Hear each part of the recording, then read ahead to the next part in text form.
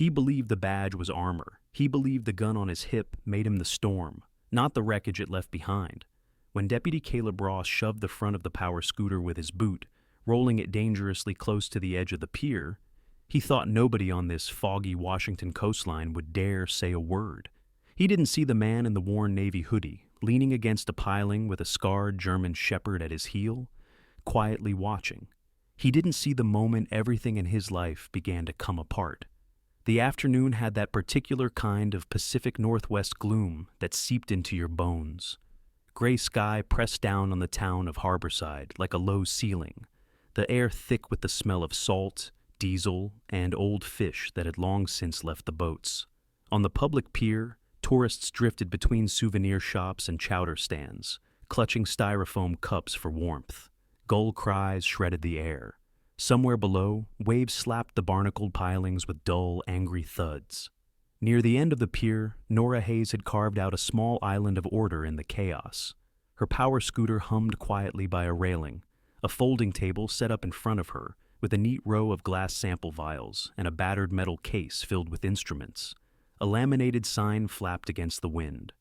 Coastal Watch, Water, Quality Testing. Ask me why it matters. Nora's legs lay still under a thick wool blanket. Her hands, though, moved with precise confidence, drawing up seawater with a syringe and transferring it into a tube, labeling it with the date and coordinates. Her dark hair was pulled back into a low ponytail. A scattering of freckles crossed her nose. Deep grooves of concentration sat between her brows. She looked fragile at first glance. Just another woman in a chair in a cold town. But if you watched longer, you saw the stubbornness, the refusal to leave the fight just because her body had betrayed her.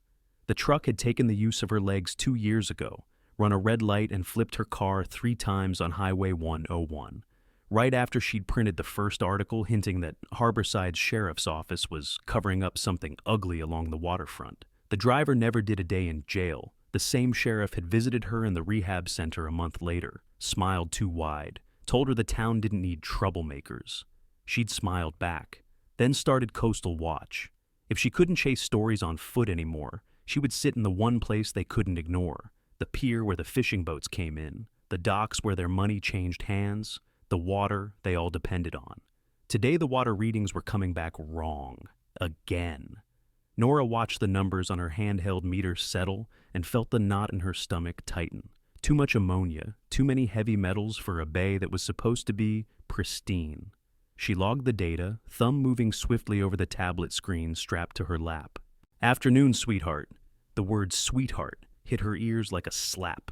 Deputy Caleb Ross sauntered into view at the edge of her peripheral vision, broad shoulders in a sheriff's department windbreaker, reflective sunglasses hiding eyes that never held warmth. His jaw was dusted with stubble, too carefully trimmed to be anything but deliberate.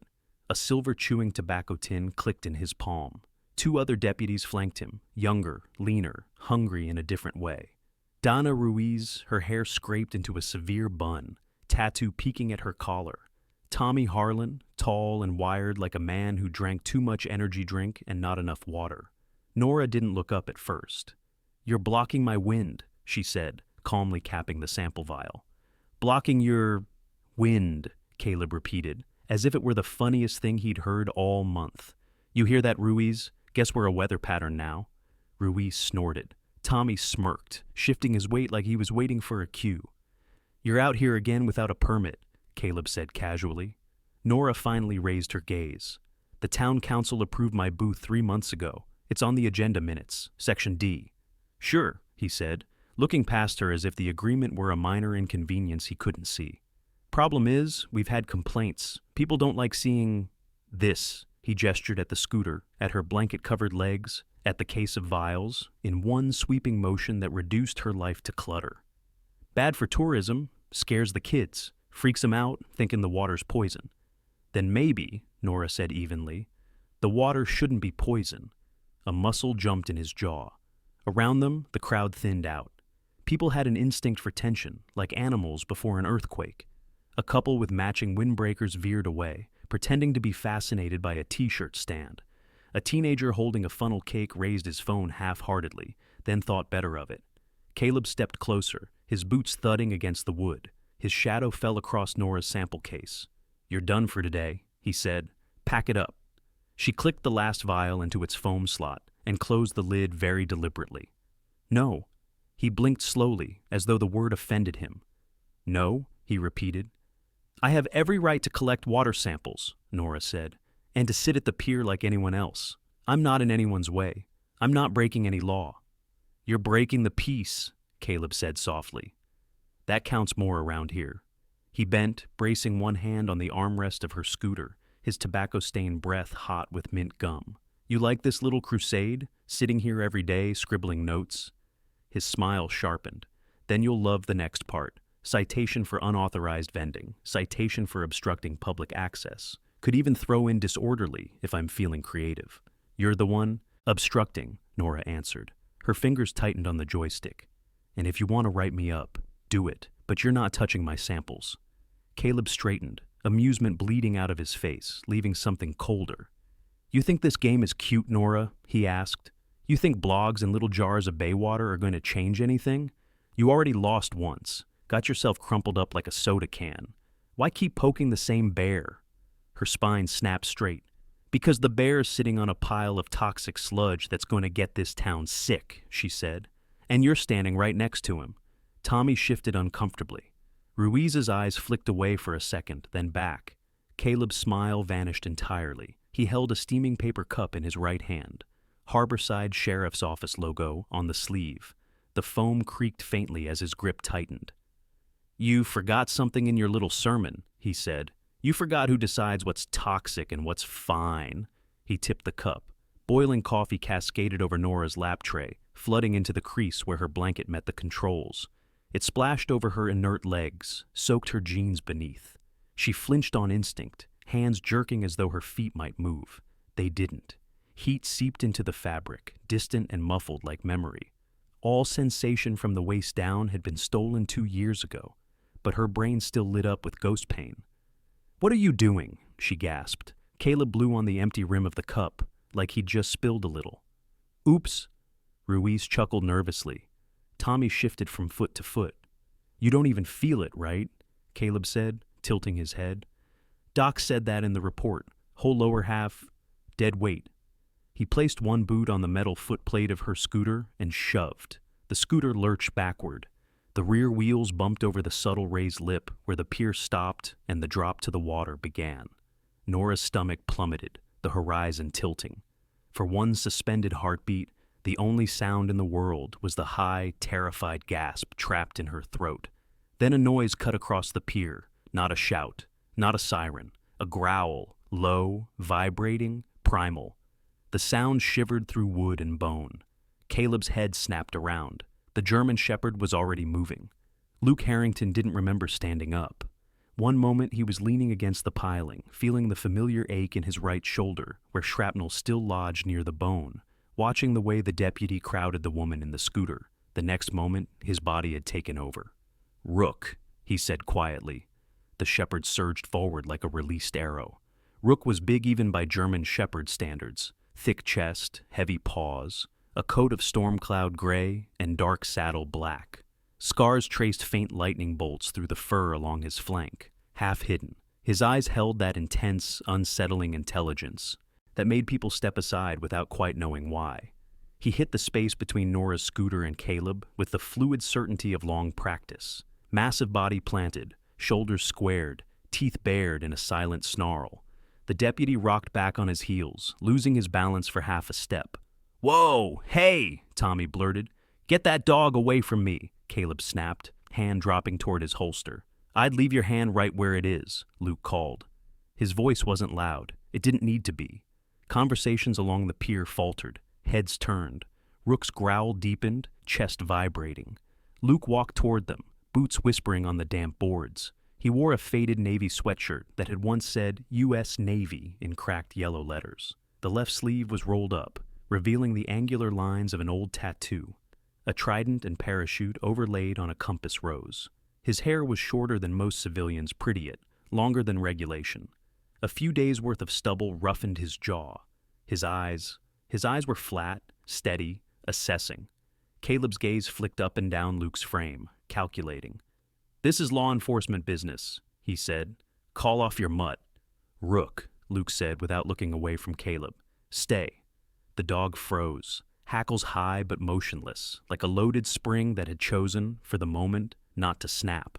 Luke glanced at Nora. The scooter was still teetering too close to the edge. He stepped behind her, braced both hands on the metal handles, and rolled it forward 3 feet, away from the drop, away from the coffee spreading in a dark fan across the boards. "You okay?" he asked quietly. "I'm fine," she said automatically. Her voice shook anyway. The samples are fine," Luke said, catching the metal case before it slid. "You're not." He set the case on a safer patch of pier, then lifted his head to look at Caleb. "So," he said, "that how you keep the peace in Harborside? Throwing hot coffee on people who can't move their legs?" "Who the hell are you?" Caleb demanded. "Tourist," Luke said, "passing through, with a low tolerance for cowards." A flush crept up Caleb's neck, disappearing into his collar. "You just assaulted an officer by unleashing your animal. I could—" "Assault requires intent," Luke cut in. "Rook stepped between you and a woman in a wheelchair when you tried to push her into the bay. You want to explain that on record, in front of a camera?" Phones were out now.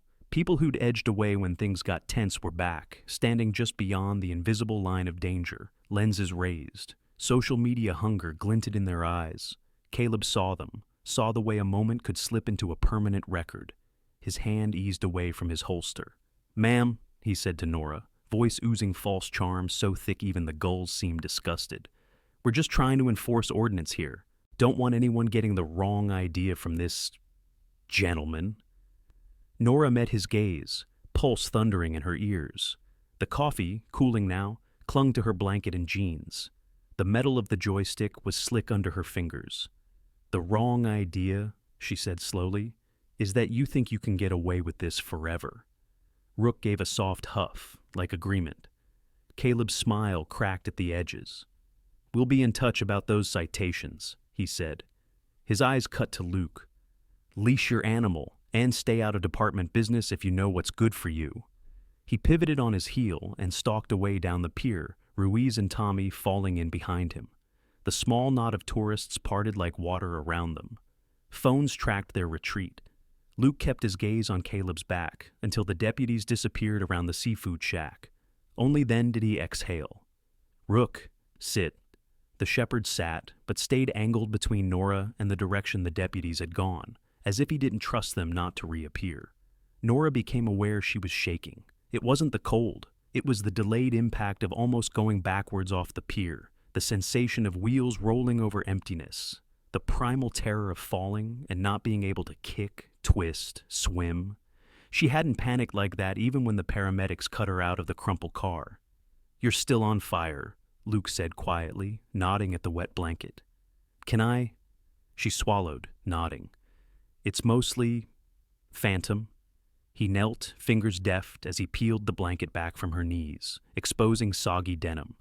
Faded scars traced pale lines under the damp cloth, disappearing into the high braces supporting her thighs.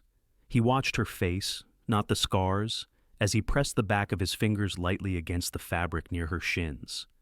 "Anything?" "Pressure," she said. "No heat." "Good," he murmured. "You got lucky. If that had soaked through sooner—" Nora let out a breath. "Lucky," she repeated. She'd heard that word before, at the hospital. "You're lucky to be alive." As if the chair, the braces, the restless nights were consolation prizes. "Thank you," she said, pushing away the bitterness. "For stepping in. You didn't have to." "Yes," Luke said simply. "I did." He straightened, glancing at the sample case. "He's going to come after you harder now." "He already was," she said. "This just moved the timetable up." He studied her for a long beat. "What are you testing?" Nora hesitated.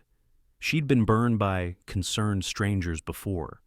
People who asked questions and then carried answers straight to the sheriff's office, or to Harbor Crown Seafood, the family company that had bought up half the town over the last 5 years. But this man had stepped between her and a crooked deputy with nothing but a dog and a scarred shoulder. "Ammonia, heavy metals, oil sheen ratios," she said at last. "The bay's readings have been off for months. There's runoff coming from somewhere it shouldn't. The county says everything's within normal limits. And you don't believe them.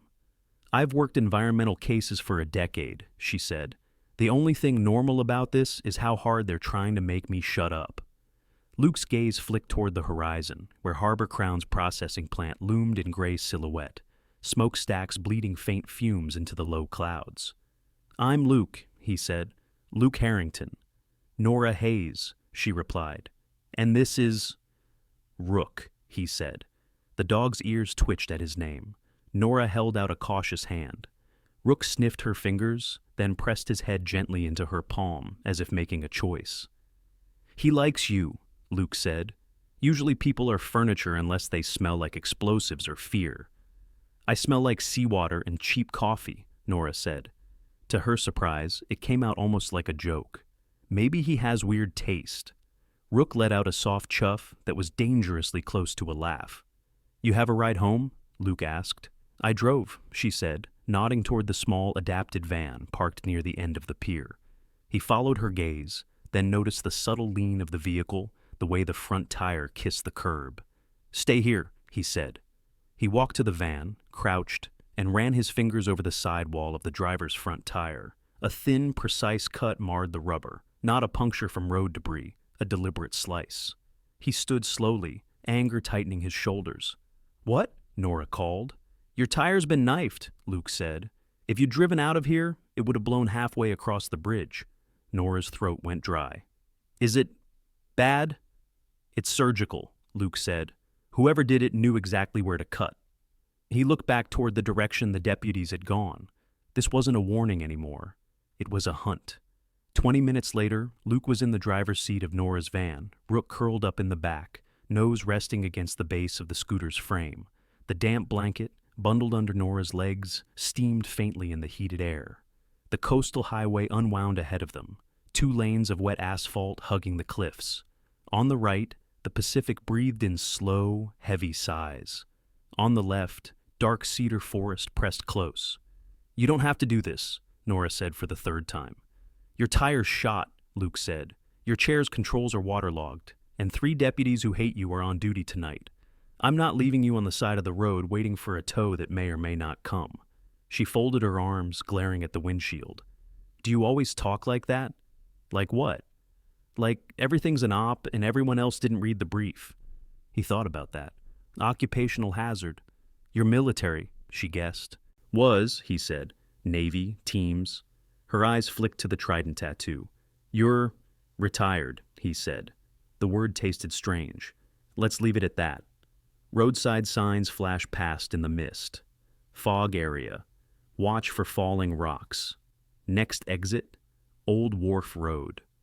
My place is on the marina, Nora said, nodding toward the turnoff. He turned, following the narrow road downhill.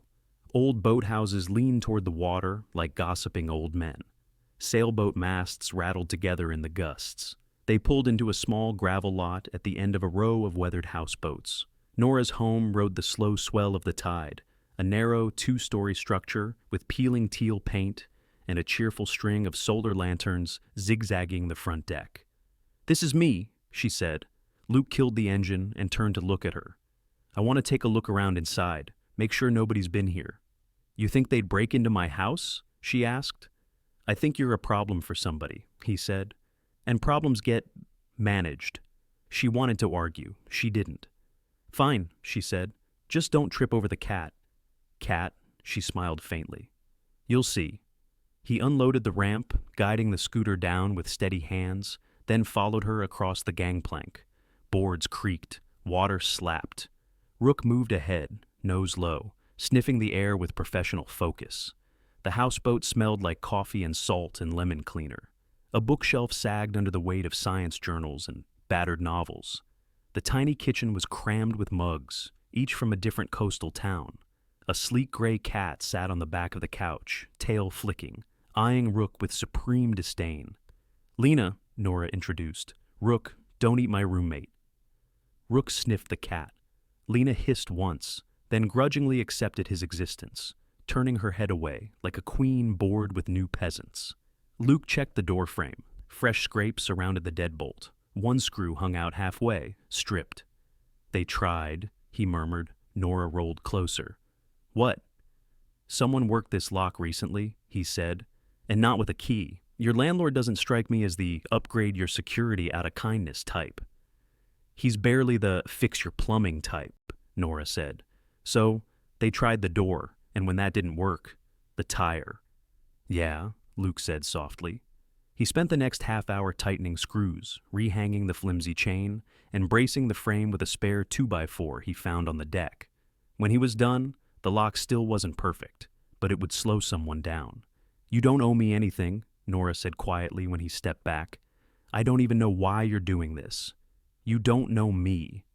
Luke leaned his shoulder against the wall, feeling the gentle sway of the floating house beneath his boots. I know what it looks like when somebody's marked, he said. Saw it. Overseas. See it here too. Same eyes, same tension in the jaw, same way the bad guys stop pretending to be polite. You think Caleb Ross is bad guy material? Nora asked. Deputies don't slice tires for fun, Luke said. Not the kind who wear the badge for the right reasons.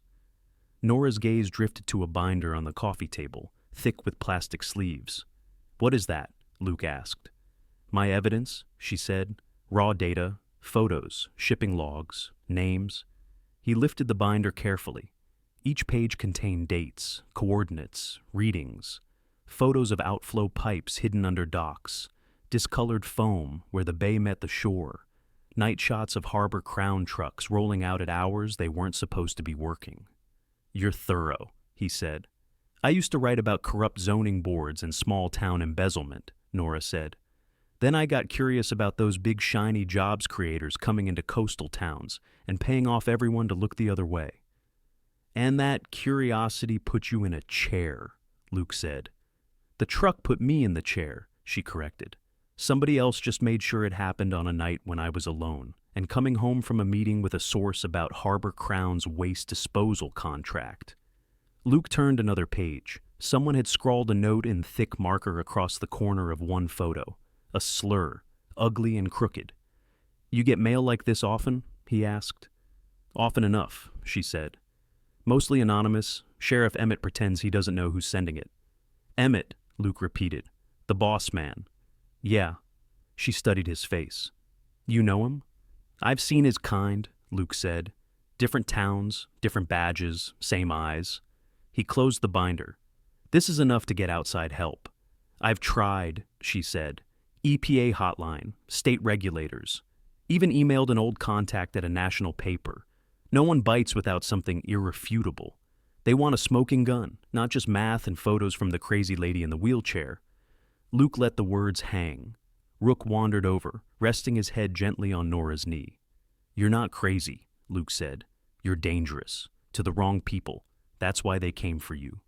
Lucky me, she said. Lightning flickered faintly beyond the curtains. Thunder rolled over the bay a long minute later. Rain began to tap against the roof. Luke checked his watch. I should get going, he said. You should keep that door locked. If anyone knocks tonight, don't open it. Not unless you see my ugly face or someone you trust. Trust is in short supply, Nora said. I get that, he answered. He hesitated, then scribbled a number on a sticky note and slapped it on the fridge. If anything feels off, call me. I'm staying at the Harbor Light Motel, room 6. One of those beds has my name on it for the first time in months. Nora looked from the note to him. You think they'll try again tonight? I think they already decided you're a problem, Luke said. This was just the opening act. She swallowed. And you? I've been lots of people's problem, he said. I'm still here. He whistled softly. Rook padded to his side. At the door, Luke paused, looking back at the floating house, the cat on the couch, the woman in the chair, the binder on the table. Then he stepped out into the rain. The first brick came through the kitchen window at 2 a.m. Nora jerked awake to the sound of shattering glass and Lena's furious hiss. The houseboat lurched, rocking harder than usual. For a second, she thought it was the storm. Then she smelled gasoline. Her hands moved before her thoughts caught up. Joystick, turn, back up, get to the door. The scooter rolled forward a foot, then stopped. The humming whine of the motor choked off. No, she whispered. The display flickered, then died. Her fingers trembled as she toggled the switch. Nothing. She turned her head, heart pounding. The thick, oily scent of gas poured through the broken window. The faint crackle of something catching, a curtain, paper, something dry, reached her ears. Outside, footsteps thudded on the gangplank. Nora tried to scream, but the sound caught in her throat. The second brick landed in the hallway. This one wrapped in something. It burst open on impact, spilling clear liquid that stung her nose. A match arced through the shattered glass, trailing a brief comet tail. It landed on the soaked curtain. Flames shot up like they'd been waiting. Nora's world narrowed to orange light and heat and the thud of boots on wood. The front door rattled. Someone jiggled the knob hard, then swore. "Just kick it," a muffled voice said. "It's a floating shoebox. It'll give." The door shuddered. Wood groaned. Nora's hand fumbled for her phone on the side table. Her fingers brushed glass, knocked it off.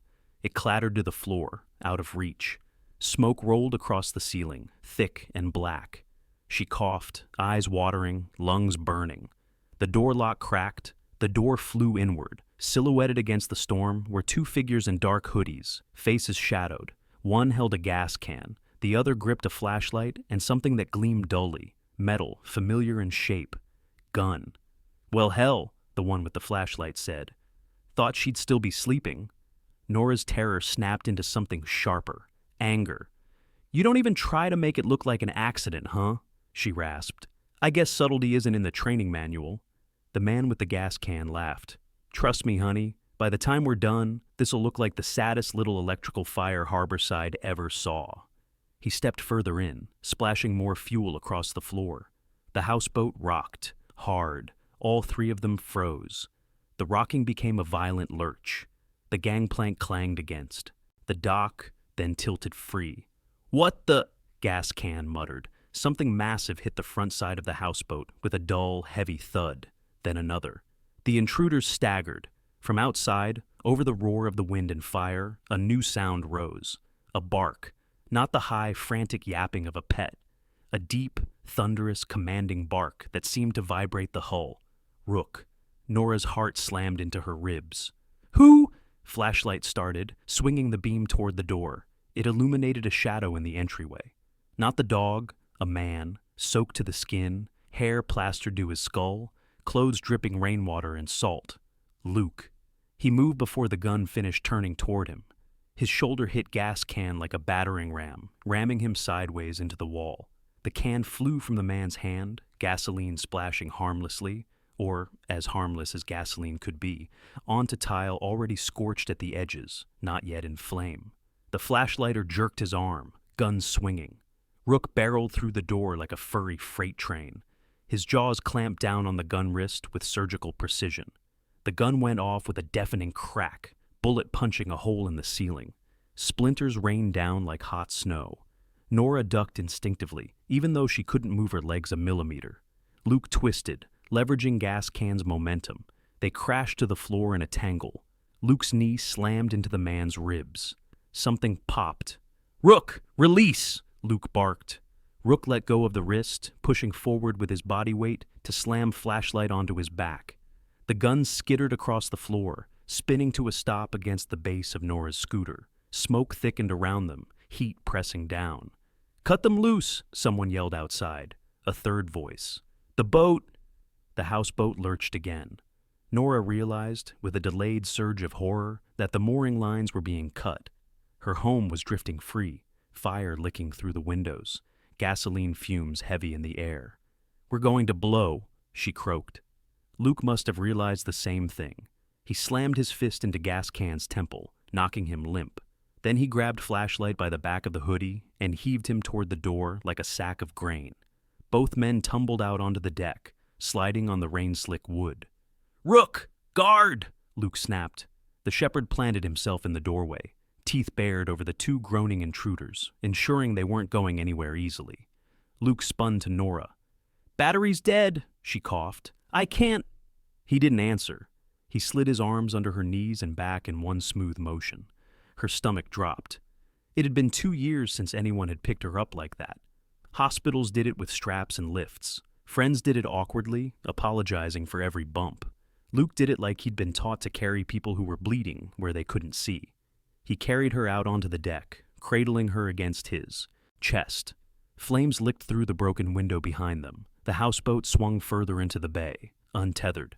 "Rook, off!" Luke barked. The dog leapt backward, keeping his gaze on the intruders but obeying. Luke grabbed the top of the intruders' hoodies with his free hand, dragging them across the deck toward the edge of the dock, where a low aluminum fishing boat bumped against the side, tethered by a single remaining line. "Move!" Luke snarled.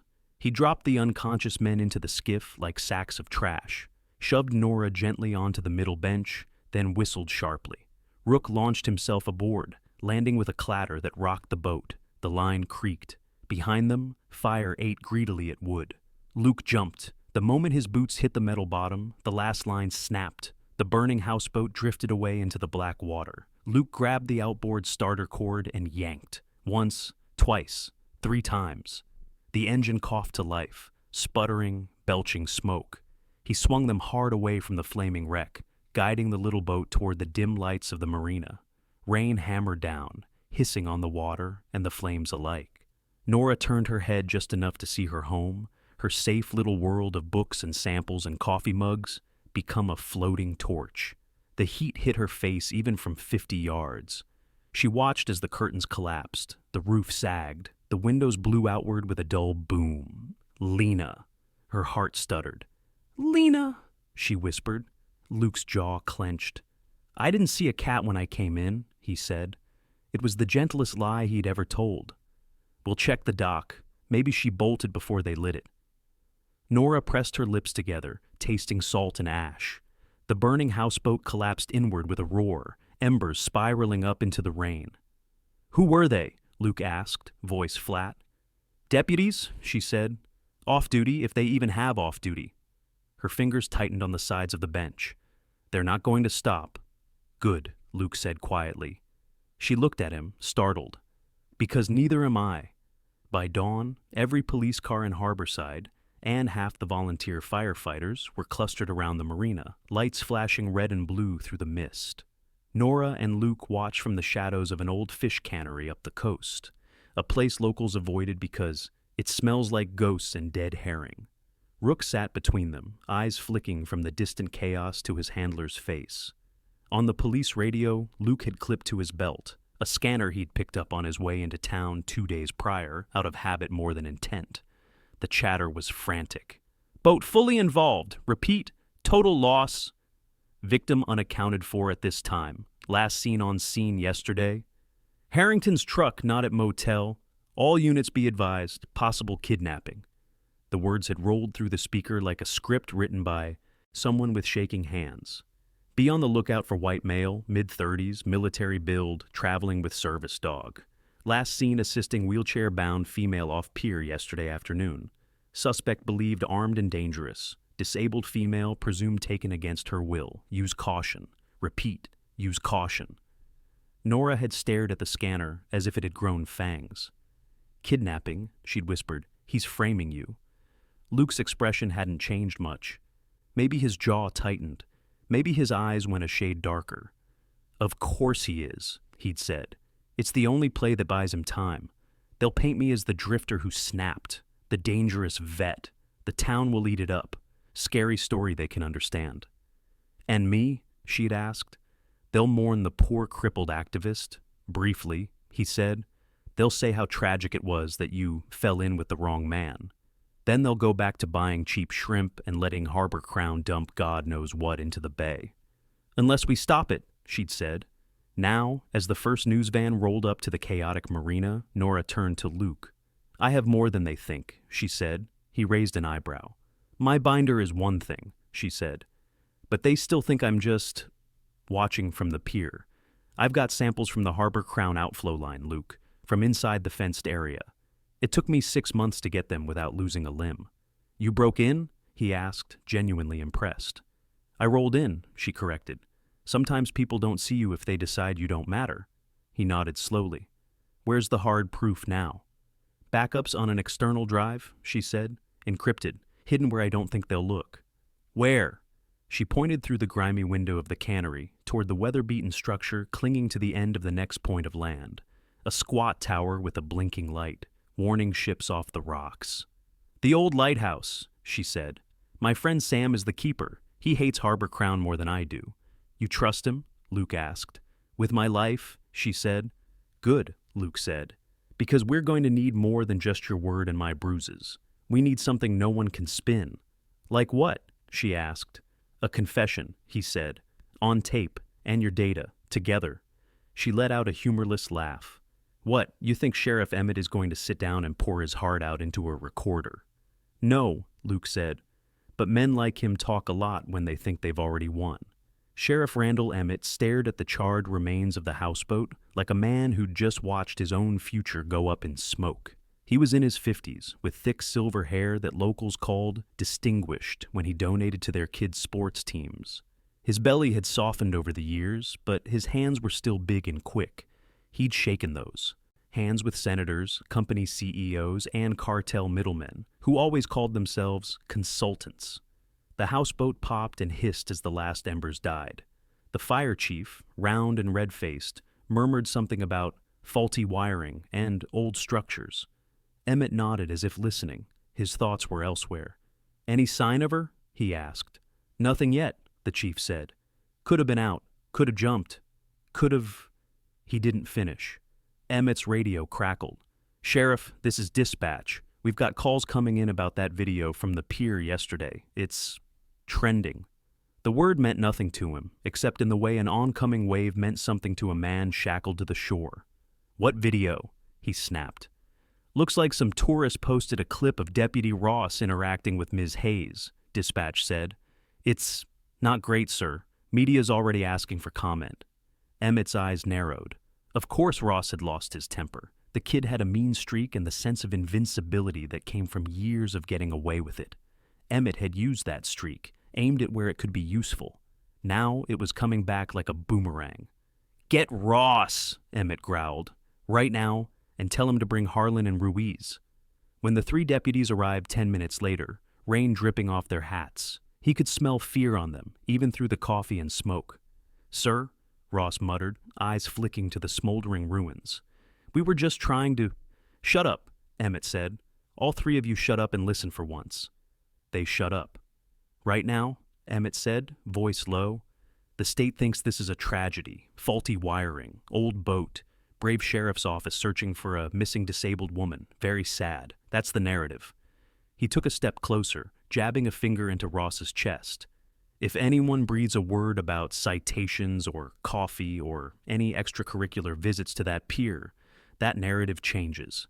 Sheriff, that video, Ruiz began, is already out, Emmett said. We'll deal with it. Call it edited. Say the dog was aggressive. Say we're investigating. People will argue about it online for a week, then move on. And Harrington? Harlan asked quietly. The drifter, Emmett said. He's a gift, a ready-made villain with a dog and a mysterious past. We hang this on him. The town will help us look. He glanced back at the charred wreck of the houseboat. Smoke coiled up into the gray morning. As far as Harborside is concerned, he said, Nora Hayes was kidnapped last night by a dangerous veteran, and we're going to heroically hunt him down. Ross swallowed. What if she's not dead? He blurted. Emmett's gaze sliced to him. Excuse me? What if she got out? Ross said, words tumbling. What if that guy was there, and he, and she, what if both? Then, Emmett said softly, we make sure she doesn't talk. His hand closed over Ross's shoulder. Don't worry, deputy, he said. You won't be the one doing the hard part. That's why I get the big office. There was a line, Emmett knew. He'd stepped over it a long time ago, when Harbor Crown's consultant had handed him an envelope too thick to ignore and said, all we need is a little flexibility. Some men glanced over the edge of the line and backed away. He had built a house on the other side. There was no going back. The old lighthouse loomed above the waves like an accusation. Its white paint had peeled in long, curling strips. The lantern glass was fogged from decades of salt and storms. The road ended 100 yards before it, the last stretch accessible only by a narrow footpath carved into the cliffside. Luke pushed Nora's immobilized scooter along the path, boots braced against the slippery mud. Rook trotted ahead, occasionally glancing back as if counting their steps. You sure there's no back door? Luke grunted. Sam doesn't believe in back doors, Nora said. Says nothing good ever came through them. They reached the top and crossed the small patch of flattened grass leading to the lighthouse keeper's cottage. Smoke drifted lazily from the chimney. A faded, "Keep out no tours" sign hung crookedly on the gate. Nora knocked. The door opened 2 inches. One blue eye glared out through the crack under a bushy eyebrow. "If this is about the damn wind turbines again, you can—" the voice began. "Hi, Sam," Nora said. The door swung open. Sam Carver filled the frame like a human boulder. Big in the way old longshoremen were big, muscle gone to bulk but still solid, hands thick and scarred. His beard was more white than red, hair pulled into a ragged ponytail at the nape of his neck. "Nora, girl," he said, "you're supposed to call before you haul yourself up my cliff." "My phone's on the bottom of the bay," she said. "Long story." His gaze slid to Luke, assessing, then to Rook, who stared back calmly. "And this is—" "Luke Harrington," Luke said. "We could use somewhere to be invisible." Sam's eyes narrowed. "You is trouble?" Nora snorted. "Other way around." Sam grunted, stepped aside. "Get in. You're letting the heat out." The cottage smelled like wood smoke, coffee, and old rope. Charts papered the walls. A CB radio crackled faintly on the table. The lighthouse door stood open, a spiral staircase visible beyond, winding up into dimness. Sam listened without interrupting, as Nora told the story in halting pieces. The pier, the coffee, the sliced tire, the houseboat, the fire, Luke showing up in the doorway like some soaked, pissed-off angel. Rook stretched out on the rug, pretending to nap, but Nora noticed his ears twitched at every mention of Ross, Emmett, Harbor Crown. When she finished, Sam leaned back, chair creaking, and let out a low whistle. "I always said Emmett was rot wrapped in a suit," he muttered. "Didn't think he'd be dumb enough to light fires in his own harbor." "He's not dumb," Luke said. "He's desperate." Sam's gaze shifted to him. "And you?"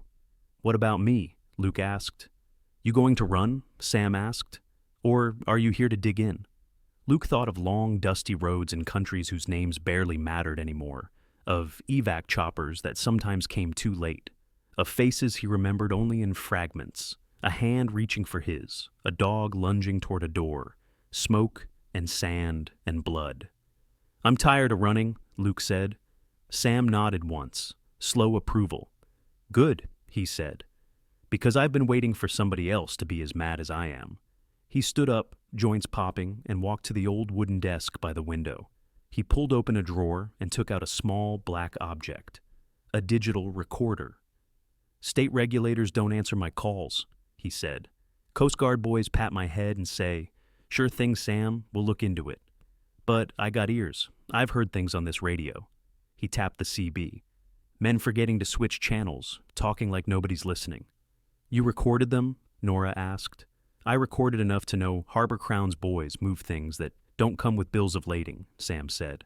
"Emmett's calls too, not everything, but enough." He handed the recorder to Luke. "Compact, long battery life, decent mic," he said. "You want your confession? You'll get it. Just try not to get yourself killed in the process. I'd like to see Emmett's face when the feds roll in." Luke weighed the recorder in his palm. It wasn't heavy. It felt heavier than most rifles he'd carried. Nora rolled forward. "Even if we get Emmett to talk, we still have to get someone to care," she said. "They already think I've been kidnapped by a dangerous vet. The town loves him. Harbor Crown sponsors half the T-ball uniforms." "They'll care when their phones light up," Luke said. "How?" she asked. "You said your data's backed up," he said. "Encrypted, off-site. You trust Sam. I assume that means some of this place is off-grid." "There's a repeater in the lighthouse," Sam said. "Hooks into a satellite link. Coast Guard uses it when the storm radio goes down. I've been borrowing it." Luke nodded. "We set a dead man's switch," he said. "We schedule a data dump, Nora's charts, Sam's recordings, anything we can get from Emmett himself. It goes to state investigators, environmental agencies, your journalist friend, maybe even a couple of noisy podcasters who like scandals in small towns." Nora's eyes widened. "You think that'll work?" "People can ignore one complaint," Luke said. "It's harder to ignore 50 inboxes lighting up with the same evidence at the same time. And if Emmett gets to us, before we trigger it..." Then the system sends it anyway, she finished. Luke nodded. Exactly. And in the meantime, Sam asked, you're just going to walk into town and ask nicely for Emmett to monologue his sins? No, Luke said. A slow, dangerous smile tugged at the corner of his mouth. We're going to make him come to us, somewhere he thinks he controls. Where? Nora asked. Luke looked at Sam's charts, at the dotted lines marking shipping lanes, the cross-hatched area labeled Harbor Crown Private Property, authorized personnel only. Then his finger drifted to a shaded rectangle at the end of the industrial pier, half a mile from the marina. Here, he said, the cold storage warehouse. According to that map, it's Harbor Crown's main hub. Built on county land, Sam said. Leased for a song, thanks to Emmett's committee recommendation. Emmett isn't going to run to the station when he panics, Luke said. He'll run to the one place he knows the cameras conveniently malfunction, and the only witnesses are on his payroll. If he thinks he can finish this quietly, he'll do it there. And how do we make him panic? Nora asked. Luke looked at her. By making him think we already sent your data, he said, and that we'll show up at his favorite warehouse to trade. It didn't take much to set the trap. One anonymous call from a burner phone Sam had pulled out of some mysterious drawer. A distorted voice filter on the recorder. Nora reading a script Luke had written. Sheriff Emmett, her altered voice said. You don't know me, but you know what I have. Data, photos, and I've already sent copies to people you can't shut up. A pause. I'm not asking for money, just one thing. You're going to meet me at the Harbor Crown warehouse at midnight. Dockside, no uniform, no backup. You come alone, you walk away with the only list that doesn't have your name on it. She hung up. Sam watched the waveform dance on the laptop screen he'd set up on the lighthouse table. That'll rattle him, he said. You think he'll buy it? Nora asked. He doesn't have to buy it completely, Luke said. He just has to be scared enough to show up. If he brings friends, we adapt. You keep saying we, she said, but you're the one who's going to be down there in the dark. I won't be alone, he said. He glanced at Rook. The shepherd thumped his tail once. Nora wheeled closer to the table where Sam's ancient laptop hummed. Columns of code and timers filled the screen. And this? She asked, fingers hovering over the trackpad. This is our dead man's switch, Sam said. You put in the last batch of numbers, like you showed me. We hit start. If that countdown reaches 0 and nobody types in the kill code, boom. Not an actual boom, Nora said quickly, at Luke's raised brow. Information boom, email boom, possibly career-ending boom. Better kind, Sam said. Nora stared at the countdown clock. 6 whisser. 6 hours. She imagined those hours as a hallway with doors. Behind one, Emmett in cuffs, Harbor Crown executive stammering in front of cameras, the bay getting a little cleaner. Behind another, flames, water, and silence. She set her jaw. Start it, she said. Sam hit enter. The timer began to tick down. Midnight turned the Harbor Crown warehouse into a black hole. The building crouched at the end of the industrial pier like a sleeping beast, windows dark, security lights flickering intermittently. The smell of brine, fish, and diesel hung in the damp night air. Luke crouched in the shadow of a stack of empty pallets, eyes adjusted to the dark, ears tuned to every creak and lap of water below. Rook lay at his side, muscles coiled, breathing slow. The recorder was clipped to Luke's chest, under his jacket. For the first time since he'd left the teams, his body felt right. Not comfortable. Never comfortable. But aligned. He'd spent months trying to convince himself he wanted quiet, that he was okay with lives measured in grocery lists and bills instead of missions and exfil points. Then he'd watched a deputy tip hot coffee onto a woman who couldn't move her own legs. It was like someone had switched the world from grayscale back to color. Headlights cut through the fog at the far end of the pier.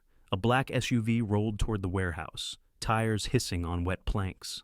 It stopped near the loading bay. The engine idled. The driver's door opened. Sheriff Emmett stepped out. Windbreaker zipped tight against the cold, collar up. He scanned the pier, shoulders tense. Another door opened. Caleb Ross climbed out on the passenger side. Luke's mouth tightened. Alone, huh? He murmured. Rook's ears flicked. Emmett's voice carried faintly across the water. "You sure this is legit?" Ross muttered. "Could be a setup." "Of course it's a setup," Emmett said. "The question is, who's running it?" "You think it's that Harrington guy?" Ross asked. "Who else?" Emmett said. "Our little wheelchair journalist is either Ash or halfway to Portland in the back of his truck by now. And if there's even a chance he's shopping our names around, I'm not waiting for a subpoena." They walked toward the warehouse side door. Emmett pulled a key card from his pocket, swiped it, and punched in a code. Luke noted the motions, the keypad placement, the rhythm. The door clicked. Light spilled out into the dark. Emmett and Ross disappeared inside. Luke touched Rook's collar. "Stay," he whispered. He slipped from shadow to shadow, closing the distance to the side door, and wedged his boot in the jamb just as it swung shut. He counted to 30 under his breath, letting them get deep inside. Then he eased the door open and slipped in. Cold air hit his face. Freezer air. The warehouse interior was a maze of tall shelving units, pallets of boxed seafood, forklifts sleeping in their charger cradles. Fluorescent lights hummed overhead. Emmett's voice floated back from somewhere near the center. "Check the office," he said. "See if there's anything on the cameras."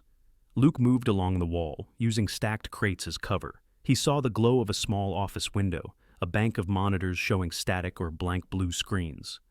"Nothing," Ross called. "Looks like the system's offline." "Convenient," Emmett said. "For us." He stood in the middle of the warehouse floor, hands on his hips, turning slowly like a man sniffing the air. "Harrington," he called. "I know you're here. You don't have what you think you have. Nora Hayes is dead. You want to salvage something of this? Come out and be reasonable." Luke stayed still. "You think I don't recognize your voice?" Emmett continued. "That little call? Please. I've been listening to cranks for 30 years. But you're no crank. You're a professional, and professionals know when the game's over." "You sound nervous, Sheriff," Luke said. His voice bounced off the freezer walls, warping. Emmett turned, flashlight beams slicing across the racks. "I sound like a man cleaning up a mess," Emmett said. "You think I like that? You think I wanted her boat to burn? This town doesn't survive without Harbor Crown. They pay people. They keep the lights on. You start screaming about runoff and contracts, all you do is sink the ship we're all on." "You don't sound like a public servant," Luke said. "You sound like a middle manager for organized crime." Ross's flashlight jerked toward the sound. "Show yourself!" Luke stayed in the shadows above them, perched on a metal catwalk he'd climbed while they were talking. He watched their patterns, the way their lights swept the floor, the blind spots. "You think anyone will believe you?" Emmett asked. "You're already the villain in this story, the kidnapper, the unstable vet. All we have to do is find you near a body, and the rest writes itself." "You mean my body?" Luke asked. "Or Nora's?" Emmett's jaw flexed. "If she somehow survived that fire, she's not talking. I've come too far to let some bitter woman in a battery chair and a drifter with a dog ruin it." The words hung in the air. Luke's thumb brushed the recorder clipped under his jacket. It blinked red. "Got it." He moved. Dropping from the catwalk, he hit a stack of crates halfway down to break his fall, then dropped the rest of the way behind a forklift. Ross spun at the noise. "There!" Rook burst through the side door like a furry missile. He'd waited exactly as long as he could. The shepherd's bark detonated in the freezer space like a bomb. Ross flinched, swinging his flashlight up. It hit Rook full in the face, blinding him. Rook didn't need his eyes. He knew the sound of wrong footsteps. He slammed into Ross's legs. The deputy went down hard, gun skittering across the concrete. Rook planted himself on Ross's chest, teeth inches from his throat, growl vibrating the man's bones. Emmett spun, drawing his own sidearm. Luke came out from behind the forklift. "No," he said. The sheriff's eyes widened. "Drop it," Luke said. "You won't shoot," Emmett sneered. "You vets. You're all soft once there's no flag." "You're right," Luke said. "I won't shoot." He hurled the handheld radio he'd taken from Sam. It hit a metal beam behind Emmett's head and exploded in a burst of static and screeching feedback. Emmett's hand twitched at the sound, just enough. Luke closed the distance. He slammed into Emmett, jamming his arm up so the gun pointed at the ceiling. The pistol went off, bullet punching into acoustic tile. Emmett was strong, but he fought like a man used to winning by presence, not technique. Luke fought like a man who'd been kicked in the ribs by a dozen countries and still gotten up. He twisted, locking Emmett's wrist, pivoted, and sent the gun clattering. Emmett snarled, driving a knee toward Luke's ribs. Luke took the glancing blow, grunted, and countered with a headbutt that snapped Emmett's nose sideways. Blood sprayed. "You have no idea who you're messing with," Emmett gasped, clutching his face. "Harbor Crown will bury you. The cartel will—" "Keep talking," Luke said calmly. "You're almost there." Hayes stuck her nose where it didn't belong, Emmett spat. "We gave her chances, warnings. She kept poking. So yes, I sent my people, went overboard with the fire. But hell, maybe she liked the heat." Luke hit him, not enough to knock him out, just enough to shut him up for a second. Ross whimpered under Rook's paws. "Sheriff," he croaked, "there's something you should see." A new sound cut through the warehouse. Not sirens, a chime, coming from Emmett's pocket. He blinked, disoriented, as Luke ripped the phone free. The screen glowed with a notification. New emails, 47. Subject lines, visible in preview, scrolled by. Coastal contamination. Evidence, ATTN, State, AG, Harborside. Corruption, urgent environmental violation, video and audio, attached. Luke looked up at the warehouse office window. Nora's face appeared there, pale and tense but alive, eyes blazing. She leaned forward toward the cheap office phone she'd jacked into the PA system. "Hi, Sheriff," her voice echoed through the warehouse, clear and amplified. "I'd say you're late, but actually, you're right on time." Emmett's eyes bulged. "Dead man switches are a wonderful thing," she said coolly. "You tried to burn me. You lied about kidnapping. You sent your dogs. So I sent the truth to everyone." She lifted her tablet, showing the countdown clock now sitting at Eura 0000. "And in case anyone wonders," she continued, "we've got you on audio, admitting to arson, conspiracy, obstructing justice, and being a spectacular jerk about disabled people." Rook barked once, as if punctuating the list. Outside, sirens finally wailed, distorted but unmistakable, drawing closer. Emmett's shoulders sagged for a fraction of a second. Then something hardened in his gaze. He lunged for the dropped gun. Luke moved. Emmett's fingertips brushed the grip. Rook launched. He hit Emmett full in the side, like a living battering ram, jaws locking onto the sheriff's forearm. Bone crunched. The gun skittered away across the slick floor, spinning to a stop against a box labeled "Frozen Cod, Product of Unknown." Emmett screamed. Rook held on, not tearing, just crushing, pinning the arm like a vice. Luke stepped in, grabbed Emmett by the collar, and slammed him against the pallet rack. Cuffs clicked around his wrists with satisfying finality. Sam's old Coast Guard set that Luke had borrowed, just in case. "Rook," Luke said. "Off." The shepherd released his bite but stayed pressed against Emmett's knees, teeth still bared, a living warning. Ross lay on the floor, eyes wide, hands splayed. "I didn't know it'd go this far," he babbled. He said it was just scare tactics. I didn't—" "Save it for the interrogation," Nora's voice said through the speakers. The warehouse doors blew inward as state troopers in tactical gear surged in. Rifles lowered, but ready. Red and blue light strobed across Emmett's bloodied face. "Hands where we can see them!" a trooper barked. Luke raised his hand slowly. "Not resisting," he said, "but I've got something you're going to want to hear." He lifted the recorder with 2 fingers. Trooper Leah Morgan, tall, dark-skinned, eyes sharp, took it carefully, glancing at the blinking red light. "You Harrington?" she asked. He nodded. "And you Hayes?" she said, looking up at the office window. Nora nodded too. "Good," Morgan said. "Because the Attorney General's office has been blowing up my phone for 15 minutes, asking if this is some kind of joke." She looked at Emmett, nose broken, arm mangled, clothes stained with his own blood, and a smear of gasoline from earlier. "From where I'm standing," she said, "it's not a joke." She signaled to her team. "Bag every device, secure the server room, and read this man his rights, extra loud. I want the microphones to catch it." Someone started reciting. "Randall Emmett, you are under arrest for—" Luke tuned out the list. There would be time for that later. For now, his gaze tracked up to the office window, where Nora watched, shoulders trembling. Her eyes met his through the glass. She lifted her hand. So did he. Rook, satisfied the immediate threat was neutralized, patted over and pressed his head against Luke's hip. The shepherd's tail gave one slow, exhausted wag. 3 months later, winter sunlight spilled over Harborside like a promise. The harbor crown sign had been taken down. The plant smokestacks were cold. Federal notices, bright and official, were bolted to the fence. Property seized, federal investigation pending. At the end of the rebuilt pier, beside a new fish cleaning station paid for by a grant that did not have Harbor Crown's logo on it, Nora Hayes sat in a new power chair. This one was sleeker than the old scooter, with independent suspension and knobby tires that had no trouble handling the uneven boards. A small logo on the side read, Adaptive Mobility Foundation, Justice Fund.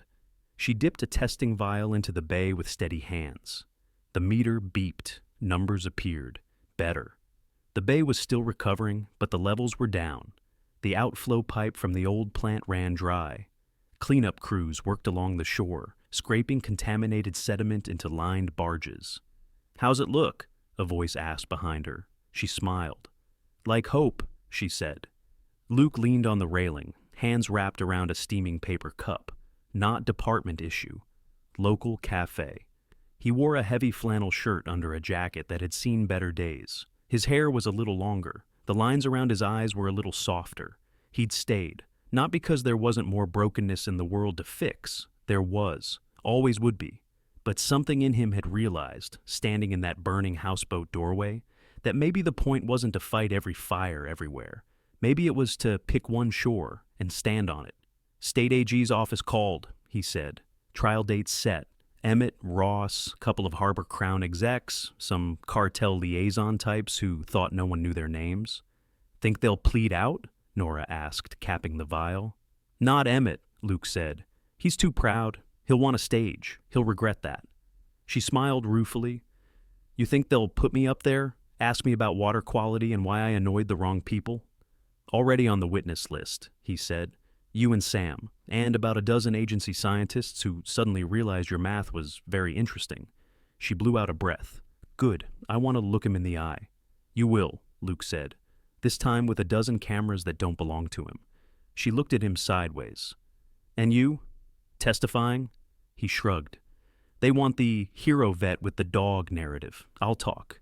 But the star witness is your data, Nora, and that recorder. I just ran interference." "That's one way to describe tackling a sheriff in a freezer," she said dryly.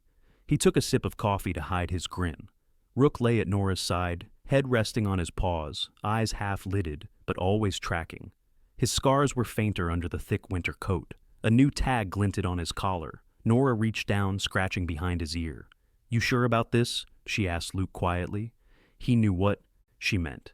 A month after the warehouse, a letter had arrived from the Department of Defense. Official language, numbers and codes. At the bottom, in real words, it said, "Military working dog Rook, honorably retired due to behavioral refixation." Sam had snorted. "Behavioral refixation," he'd repeated.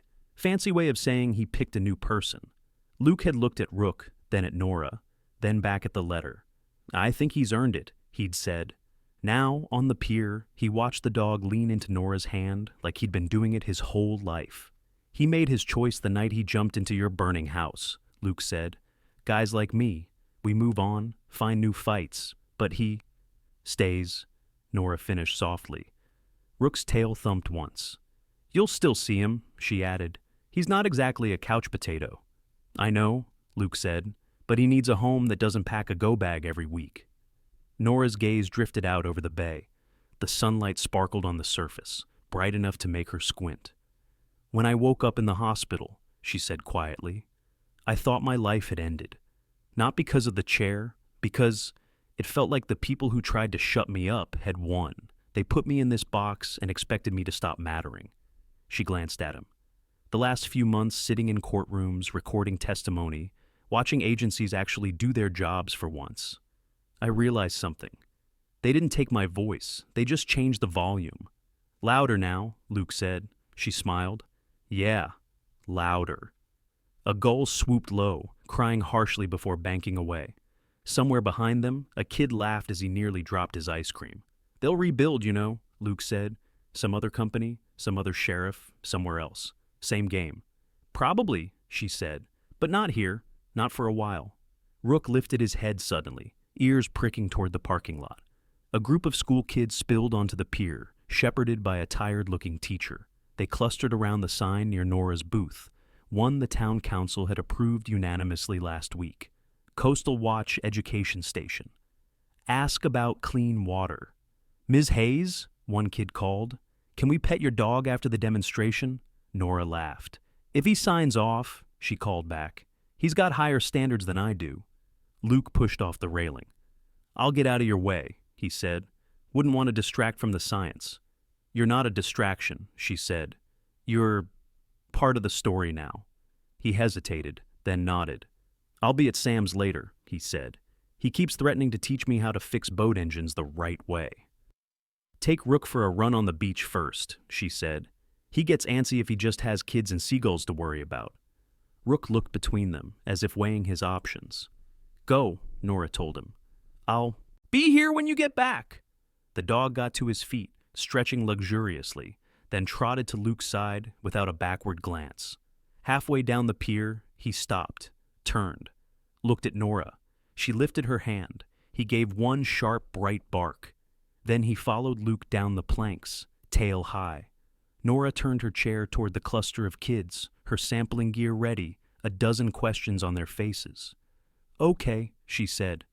Who wants to see something disgusting we're not going to let happen again? Hands shot up. Her heart, which had been clenched around fear and grief and anger for so long, finally loosened. The world was still dangerous, still unfair. There were still wolves in uniforms and suits and hard hats. But there were also men who walked back into burning houses, and old lighthouse keepers who recorded every whispered threat, and dogs who decided to guard strangers like they were their own. And there were people who refused to shut up, no matter how many times the world tried to knock them off the pier. Nora dipped her vial into the bay. The water was cold. Her hands were steady. The story wasn't over.